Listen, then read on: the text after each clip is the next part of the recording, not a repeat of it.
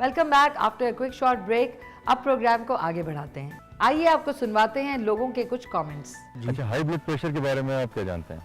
उसके बारे में नॉलेज नहीं थी। नॉलेज नहीं थी। अच्छा, कभी ब्लड प्रेशर चेक कराया आपने अपना? जी हाँ, तो क्या है उसकी नॉर्मल ही आया। नहीं, नॉर्मल वैल्यूज क्या होती हैं? आपको कैसे पता नॉर्मल बताया डॉक्टर ने?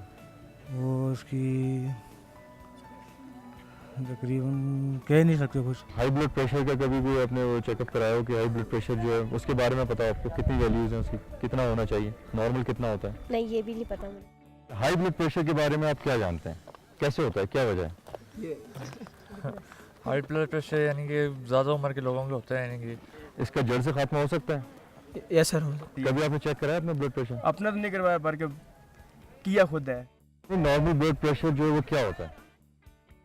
इतना तो हम भी नहीं जानते नॉर्मल। अंदाज़न बस नॉर्मल यानी कि होना चाहिए। तो कभी चेक कराया आपने?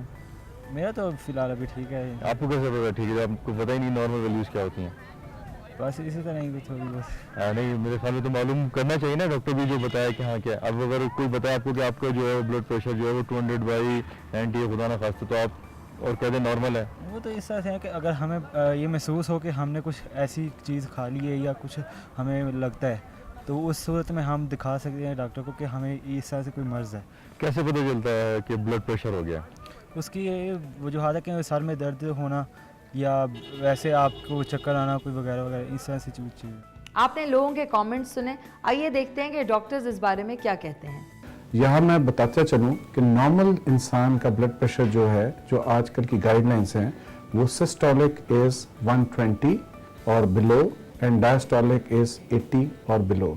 यानी कि एक नॉर्मल हेल्दी एडल्ट इंडिविजुअल में नॉर्मल ब्लड प्रेशर की वैल्यू 120 और 80 गिरदानी जाती है। और जहाँ तक हाइपरटेंशन या ब्लड फिशारे खून का ताल्लुक है, उसमें अगर सिस्टोलिक ऊपर वाला ब्लड प्रेशर 140 से ऊपर और डायस्टोलिक 90 से ऊपर यानी कि 140/90 के लेवल से ऊपर हो जाए, तो उसको हम हाइपरटेंशन या बुलंद फशारे खून कहते हैं। लेटेस्ट जो गाइडलाइंस हमारे पास आई हैं, उसमें जो बहुत दरमियानी जो रेंज है, दैट इज अगर सिस्टोलिक 120 और 140 के दरमियान हो और डायस्टोलिक अगर 80 से 90 के दरमियान हो, उसके लिए एक स्पेशल टर्म अब यूज की जा रही है, उसको हम हाइपरटेंशन कहते हैं।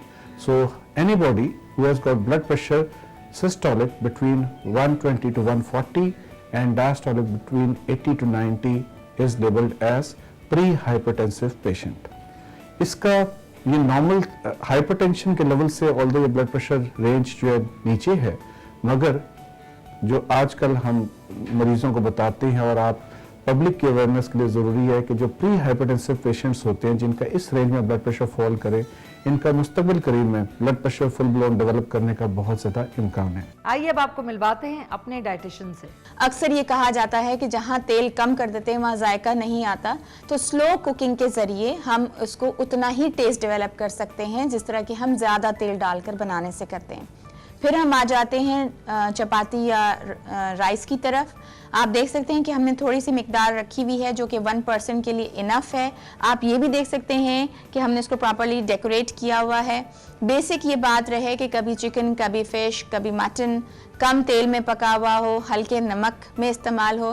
नमक चूँकि बहुत ही इम्पोर्टेंट रोल प्ले करता है, उसमें नमक में ये तासीर होती है कि वो ब्लड के अंदर वॉल्यूम ऑफ वाटर ड्रॉ करके रखता है। इसलिए जो प्री हाइपरटेंसिव या जो हाइपरटेंशन के पेशेंट्स होते हैं उनको चाहिए कि वो अपना सॉल्ट का इंटेक कम कर दें।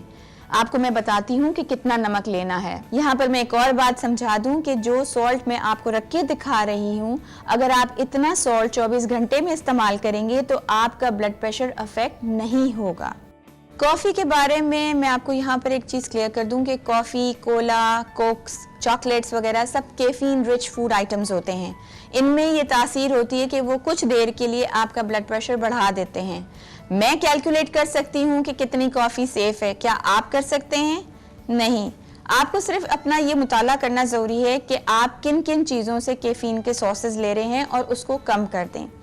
डीकैफिनेटेड कॉफ़ी एक अदर सब्स्टिट्यूट है जो कि आप यूज़ कर सकते हैं, लेकिन ब्रूड कॉफ़ी आपके सेहत के लिए बेहतर नहीं है, इसलिए उसको अवॉइड करना बहुत ज़रूरी है। अगर कभी कभार आपने इस्तेमाल कर लिया तो उससे आपको कोई प्रॉब्लम नहीं होगी, लेकिन अगर आप कंटिन्यूअस यूज़र हैं तो आपको ये मसला हो सकता है।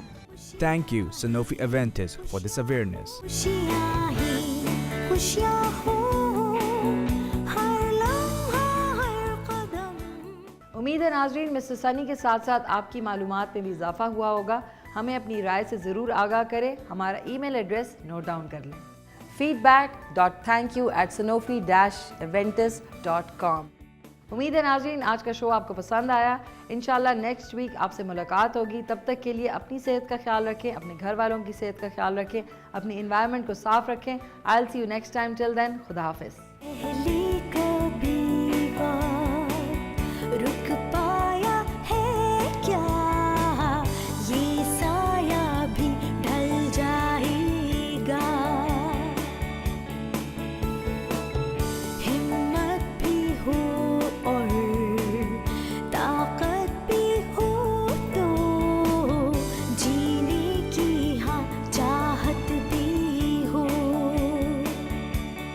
मंजिल हो दूर अगर मुश्किल हो रहा गुजर, अंधेरा हो जो हर सू होगी एक नई सहर।